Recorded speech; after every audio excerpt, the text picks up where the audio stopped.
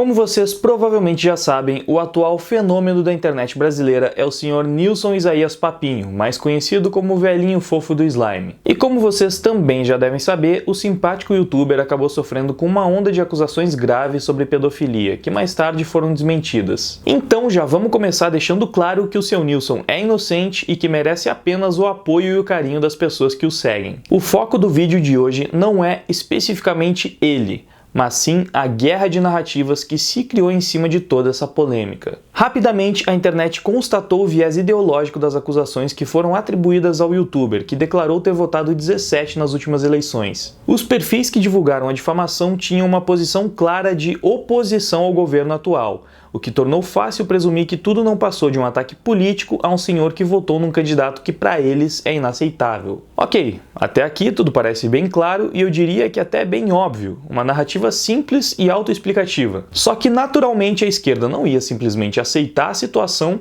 e assumir a escabrosidade das atitudes que cometera. É aí que entra o canal Meteoro Brasil e o começo da guerra de narrativas. A nova versão da história, sugerida por esse canal, é de que na verdade foi a direita quem criou os boatos e tratou de fazer com que parecesse que eles foram criados pela esquerda, apenas para incriminar a oposição. Logo de cara já é perceptível como essa narrativa é mais complexa e engenhosa, com ar de teoria da conspiração e tudo mais. O que não significa que não seja verdade, porém, ela é mais difícil de engolir. Para fazer com que uma narrativa aparentemente forçada como essa seja aceita, evidentemente precisaremos de provas consistentes. E eis aqui os argumentos apresentados pelo canal Meteoro Brasil. O boato sobre Nilson foi premeditado para culpar feministas, e uma leva de fakes foi criada apenas para sustentar a história. Esse é o perfil que basicamente sustenta o argumento, pois foi criado em fevereiro de 2019, mesmo mês em que toda a polêmica ocorreu. Eles destacam como o tweet que praticamente assume a culpa da disseminação do boato é algo extremamente caricato, o que corrobora com a ideia de que é um fake criado pela direita. E eu vou ser bem sincero com vocês, a primeira vez que eu vi esse tweet,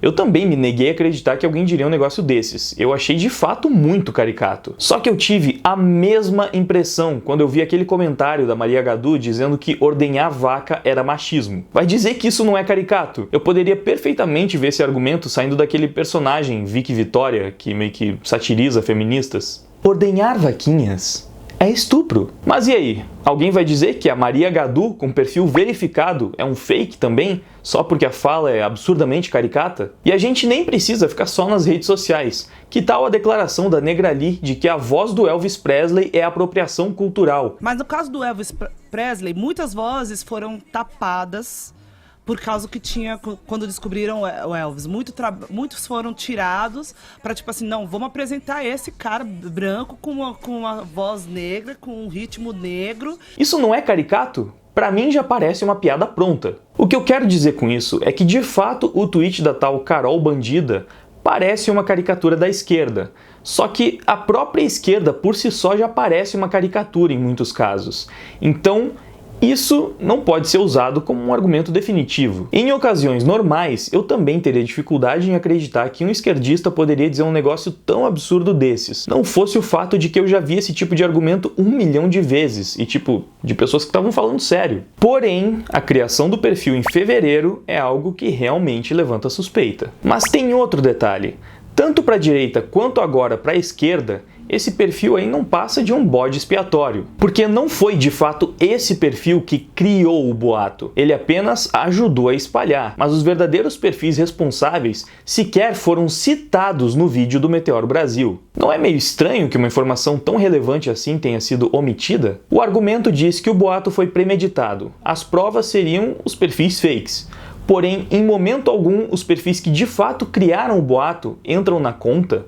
Para mim isso não faz sentido. Outro detalhe é que o vídeo ignora completamente o fato de que Nilson é eleitor declarado do Bolsonaro e que as primeiras especulações sobre pedofilia aconteceram por causa dos canais que ele era inscrito, antes mesmo desses prints do Twitter serem compartilhados. Então, a direita manipulou essa parte da narrativa também? Foi ela quem fez o Nilson votar 17? Será que alguém entrou na conta dele e fez com que ele se inscrevesse em canais de crianças para começar a usar isso como argumento para pedofilia? Novamente, Novamente, o canal Meteoro Brasil ignora a origem real de onde esse boato saiu. Tem algumas coisas que não estão se encaixando muito bem por aqui, né? Depois disso, o canal Meteoro ainda diz que os perfis que defenderam Nilson também foram criados apenas para a ocasião e mostrou um perfil de direita criado em janeiro de 2019, que é uma data realmente bem próxima. Mas sabe quantos inscritos Nilson tinha no último dia de janeiro? 1862. Sim, ainda que esse perfil mostrado pelo Meteoro tenha sido criado no último dia de janeiro, o canal do Nilson ainda não tinha nem 2.000 inscritos, o que invalidaria o argumento de que o perfil foi criado especificamente para essa ocasião. Ou será que, além de ter premeditado a onda de boatos, a direita também conseguiu pegar um canal de 2.000 inscritos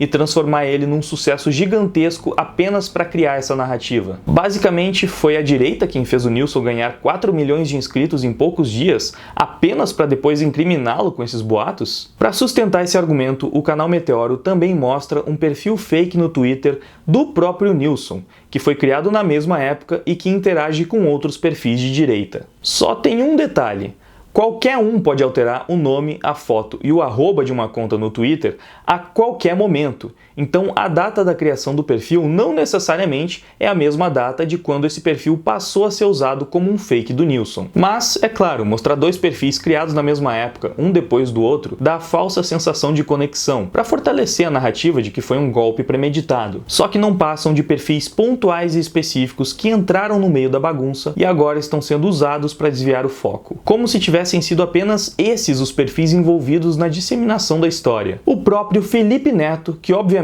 não é apenas um fake, também fez um tweet com insinuações sobre a polêmica envolvendo o Nilson. Sem contar que muitos perfis e canais relevantes de direita cansaram de avisar que as contas do Nilson em outras redes sociais eram fakes. E sem contar também a enxurrada de pessoas se passando por familiares próximos do Nilson que defendiam discursos de esquerda. E essas são basicamente as provas utilizadas para sustentar uma narrativa no mínimo ousada que diz que, na verdade, a direita catapultou o sucesso de Nilson, inventou um boato e jogou a culpa para a esquerda. E agora vamos recapitular essas provas. Um dos perfis de esquerda que ajudou a espalhar o boato é supostamente um fake criado por alguém de direita, porém sem nenhuma prova cabal quanto a isso. Um perfil de direita criado enquanto Nilson ainda tinha menos de 2.000 inscritos foi utilizado para defendê-lo das acusações. Um perfil fake do próprio Nilson foi claramente criado por alguém de direita. E essas seriam as provas. Agora vamos recapitular o que o canal Meteoro esqueceu de citar. A motivação por trás do ataque ter vindo pelo fato de Nilson ser um eleitor do Bolsonaro. E para quem estava achando que isso era mentira ou fake news,